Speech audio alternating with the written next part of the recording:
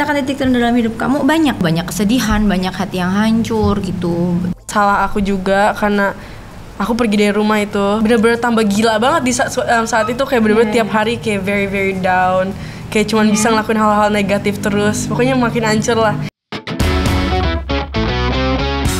Welcome back di Super Youth Podcast. Kita mau ngobrol-ngobrol seputar banyaklah proses kehidupan. Oke, first question apa nih? Open discussion. Ceritain titik terendah dalam hidup kamu.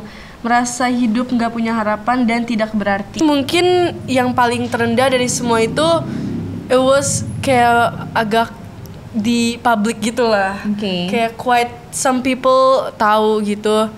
Pas di saat aku ada ribut paling besar sama keluarga aku, and it was not really long. Aku sampai nggak tinggal sama keluarga aku buat hampir 3 bulan gitu. Aku tinggal di tempat lain yang jauh banget, nggak bisa pakai social media, nggak boleh pakai HP, apapun itu. Terus itu kayak disediain sama government gitu.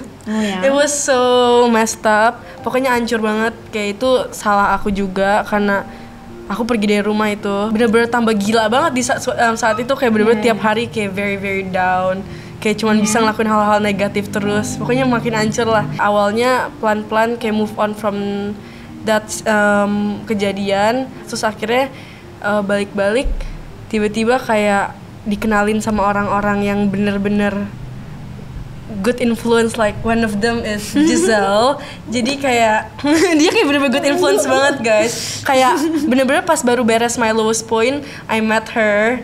Bukan met sih, kita udah kenal lumayan lama. Udah ketemu dari sebelum kejadiannya Shannon. Iya. Cuman waktu itu aku nggak bisa banyak-banyak bersuara di hidup dia kan, dia bilang aneh lagi. Iya, kan? Cuman kayak pokoknya sehabis kejadian itu kita bener-bener mulai dekat banget kan. Aku banyak cerita, terus akhirnya dikenalinin ke community yang sehat-sehat, dan itu tuh bener-bener pertama kali banget aku ngerasain punya community yang sehat, yang emang good influence. Itu nggak ada mau apa-apanya gitu dari each other, emang bener pengen the best for each other. Nggak ngejudge ya, terus kayak accept kita apa adanya, dan want to love us kan. Dan emang sama-sama mau help each other gitu buat get closer to God, and emang bener-bener nggak ada kayak nyuruh-nyuruh aku buat kayak ngelakuin hal-hal buruk kayak apa yang udah yang terjadi sebelumnya. Iya, jadi kalau misalnya sahabat Super Youth ini kalau bingung gitu yang tadi Shannon ceritain, pokoknya adalah gitu yang waktu lalu tuh Shannon ini ya kayak dipengaruhi untuk pokoknya dia kemarin tuh jadi jauh sama keluarganya, tapi puji Tuhan udah rekonsiliasi. Iya, puji Tuhan. Udah pokoknya sekarang makin mesra sama mama papa sama adik gitu. I'm so happy ngeliat perkembangan dia sekarang. Gitu. Jadi itu yang jadi titik terendah kamu kemarin. Walaupun gak langsung, prosesnya lumayan. Terus kayak intinya dulu kan kalau ngelakuin hal-hal negatif di saat itu tuh makin mikirnya kayak yaudah terlanjur lah, makin parah kerjain banget aja gitu. Iya, tapi kayak sejak I met good people and everything, kayak at least kemajuannya kalau aku mau ngelakuin hal buruk, orang-orang sekitar aku udah ingetin aku and nyadar diri lah. Ada hati kecil yang di dalam ini ya, yang kayaknya yang kayak, kok kayaknya ini nggak bener ya gitu. Iya, kalau ngelakuin hal buruk dikit sekarang jadi nggak tenang gitu. Jadi kayak mikirnya.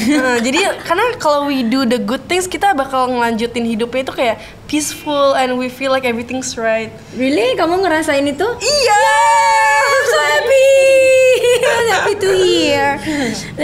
Itu bener banget sih yang Shannon bilang tadi. Pokoknya kita yang emang mau deketin diri ke Tuhan tuh pasti kan ada Roh Kudus yang hidup dalam diri kita sebagai penolong, pengingat, nggak akan pernah ninggalin kita no matter what. Jadi ya itu yang ngasih tahu kalau kamu ngelakuin nggak oke, jangan gitu. Ini yang bagus yang ini gitu sih kalau aku bilang. So it's good. Happy to hear. Yeay. Kalau aku ceritakan titik terendah dalam hidup kamu, banyak titiknya. Jadi kayak waktu aku divorce, memutuskan untuk divorce dari papanya Gempi, itu titik rendah pasti. Karena no one wants that. Aku pikir aku akan nggak apa-apa, tapi ternyata malah sedih banget. Ternyata perceraian itu tidak menyelesaikan apa-apa. Ternyata malah nambahin masalah yang lain. Banyak kesedihan, banyak hati yang hancur. And then di situ aku belajar untuk waktu itu yang partner aku, kayak waktu itu my boyfriend saat itu ajak aku gereja, jadi kenal Tuhan. Terus dari situ aku terima Tuhan, dan hidup aku baru mulai diperbaiki. Di situ udah diperbaiki, aku ketemu komunitas yang bisa terima aku, belajar bareng. Oh, aku belajar hidup kudus, belajar untuk mengampuni diri sendiri, karena it's not easy. Karena untuk ngampunin orang mungkin kadang-kadang kita bisa-bisa aja ya kita bilang kita ampuni. Tapi untuk ngampunin diri sendiri tuh PR gede banget buat aku saat itu. True. Tapi aku terus diingetin bahwa Tuhan tuh menyayangi kita, mencintai kita, dan menerima kita apa adanya, bahwa Dia nggak pernah salah, bahwa Dia mengizinkan semua terjadi itu pasti ada maksud juga dan kebaikan yang Dia mau kasih. Dan aku percaya itu terus hingga aku bisa pede nih untuk bisa jalanin hidup. But then again, ada titik rendah lagi yang lain yang muncul waktu tahun 2020 yang diizinkan untuk orang-orang tuh mengetahui kesalahanku di masa lalu.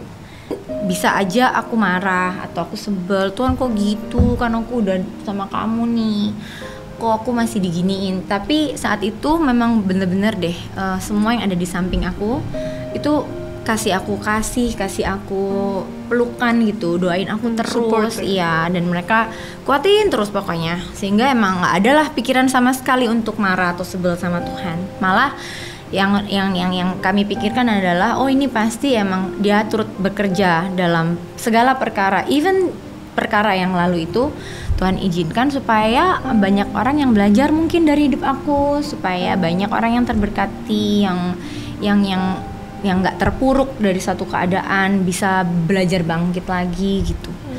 Jadi ya diproses lagi dan diizinkan untuk mengalami Tuhan lebih lagi, berjalan bareng-bareng, benar-benar berduaan, untuk bisa punya semangat jalanin hari sampai sekarang dalam ketidakpastian.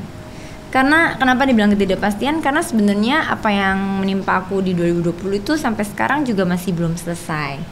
Masih open, maksudnya anytime masih bisa mendatangi aku lagi.